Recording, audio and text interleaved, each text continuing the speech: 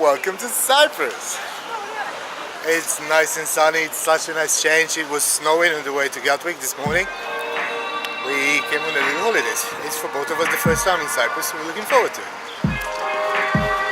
Ruta still doesn't speak after skiing. She's still cold though.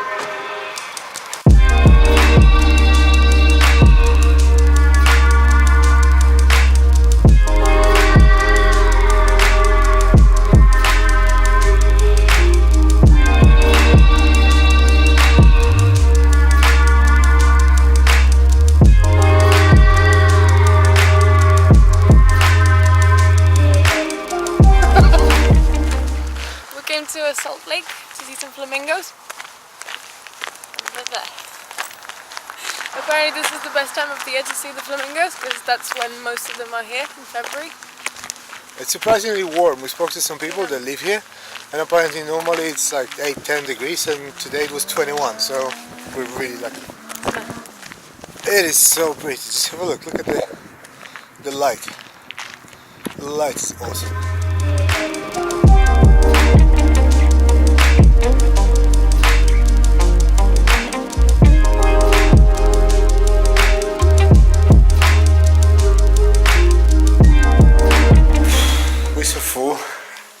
We just had the best dinner. It was Indian. We are staying in a B&B, which is also a cookery school in Cyprus. And so unexpected. We got invited for dinner and it's like this most amazing thing with the best dessert. So good, so good. Sorry, I was just full. It's like a supper club and everyone sits at the same table, people that don't know each other, and it's just like a big family dinner where the food keeps on coming and every single part of this food is homemade. And tonight was Indian, so like there were all these amazing little bits of Indian food. It was really exciting because we met loads of people. So let's not play any games, do not fear me. I want you to give me a call when you hear this.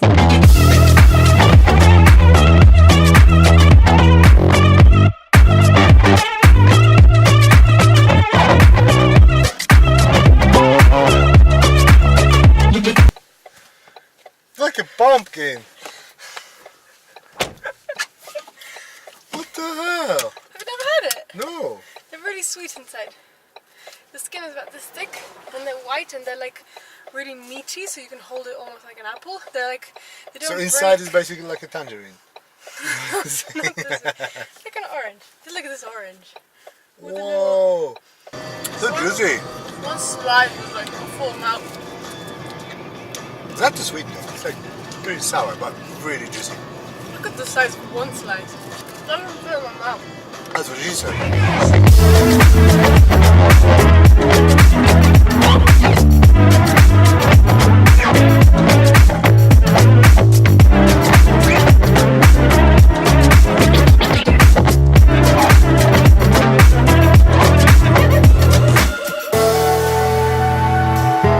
This would be so much fun in a NOMAD.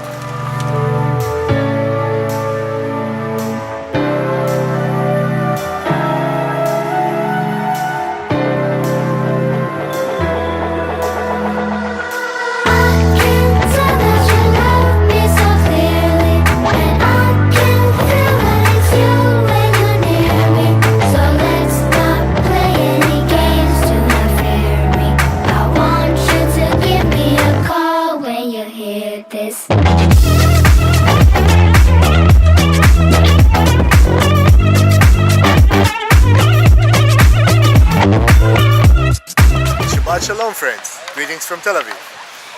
Just spent a bit of time on the beach. I went for a swim. Now we're gonna go for ice cream, and then we have a Shabbat dinner with some friends. Let's do it.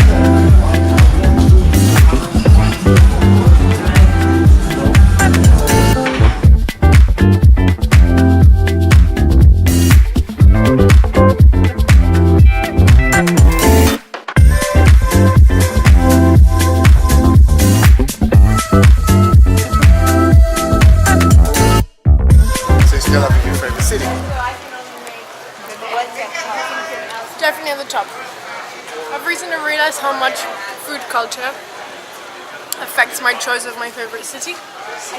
And Tel Aviv has the best food culture in the world, by far.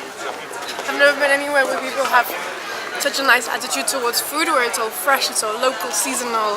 People eat a lot of fresh vegetables and food, and a lot of food is cooked that way. It's very modern, it's very creative, but not creative in the sense that you're like, you've ruined it. No, it's just right. I love it. Well, for me, food is important. We do travel all the time and we eat a lot of stuff. We judge countries on food, but I also judge cultures and societies on what do they do with dogs. Like, this is a big part for me that is very, very important in terms of whether I like the place or not. Whether they have dogs. Whether they have dogs, like how do they look after them, whether they're allowed to take them places, and so on and so on. And Tel Aviv is definitely really, really high at the top of the list. We see dogs literally everywhere. And it's not just the beautiful, pampered, pedigree, pure breed, I don't know, Shih Tzus. No, it's just like beautiful mongrels from a shelter that look like everything else in the world. And they're allowed to go to places, they're allowed to go to malls, they're allowed to go to restaurants, bars, supermarkets, synagogues, everywhere. They're all very, very friendly. It's not like people have to worry about them being aggressive and having a go at each other and so on. So that means that, yeah, that also probably train them a little bit. So that definitely sells it to me. People like them. No one seems to be bothered about them. Everyone likes dogs. No one has a problem about the dogs being everywhere. One thing that I'm not a fan of in Tel Aviv is the car culture is absolutely non-existent. There are no cool cars. This is pretty much the first convertible we've seen in 2 days. And that's it. Everything else is functional, beaten up, full of holes and dents and scratches. And it kind of does the job. There's nowhere to park. Like, it's a nightmare to find the parking. It's just really not for me. What's your favorite place in the world? Favorite city is Miami, South Beach. South Beach in Miami. Very similar to Tel Aviv, but it's just got this something that no other city has in the world. I love everything about it. The cars are cool. The ice cream is good. The food is delicious. The beach is nice. I just like how cosmopolitan it is, and it's really easy to access from Europe as well, which makes a big difference. It's definitely my place. One thing I really like about Tel Aviv is they've got this little hipster culture going on, and I don't like to say hipster because I think that word has negative connotations, and it's precisely for that reason that I like Tel Aviv, because I think it's very authentic. People are authentically different and interesting, and they speak a lot to each other. They're actually, in my opinion, they're really stylish in a really cool way. There is this cool vibe. People are relaxed, people are interesting, they care about completely different things. I just like how real it is. Well, they are cool. They're not trying to be cool. It's like very effortless. It's not that they are trying so hard that eventually they stop being cool, because there's another 7 people sitting next to them that look exactly like them. Identical, and they're all unique to each other.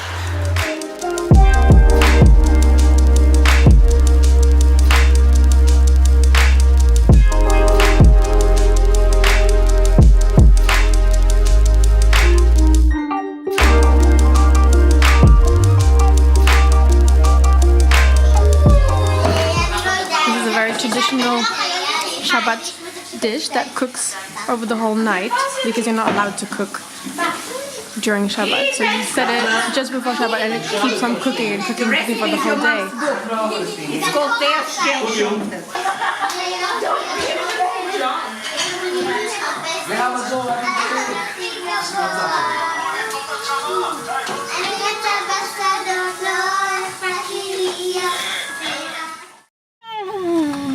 We didn't get any sleep. I didn't get any sleep. Ruta slept through the night. I'm tired. We're just about to arrive in Jerusalem. The traffic is horrible. We are driving the biggest pile of shit of a car in the world ever, in the history of cars. It's a Opel Adam automatic. The gearbox is absolutely clueless. It thinks it knows what it's doing, but it really doesn't. So it's like this. a bird. We came to Jerusalem, so we get to show you around.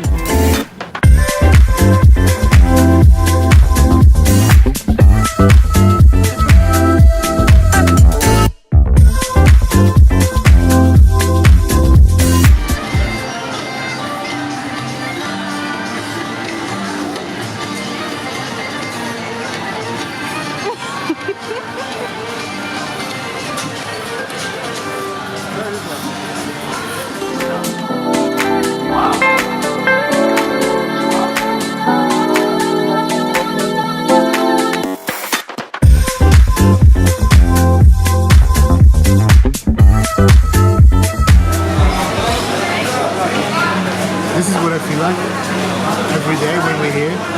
We eat so much that it's ridiculous. The food, it's just so good that you can't stop. We're in the market in Jerusalem right now, and everything that we look at is just the best. The coffee, desserts, we just had burek, and it's not just, this is the thing, it's not just Israeli, it's very international. Like kunefa is a Turkish dessert which we absolutely love. We can't really find a proper one, good one in London, so we definitely have to make the most of it. We just get burek, lots of hummus, so basically it's all like really, really heavy. But we can't stop, can't help it. Sorry.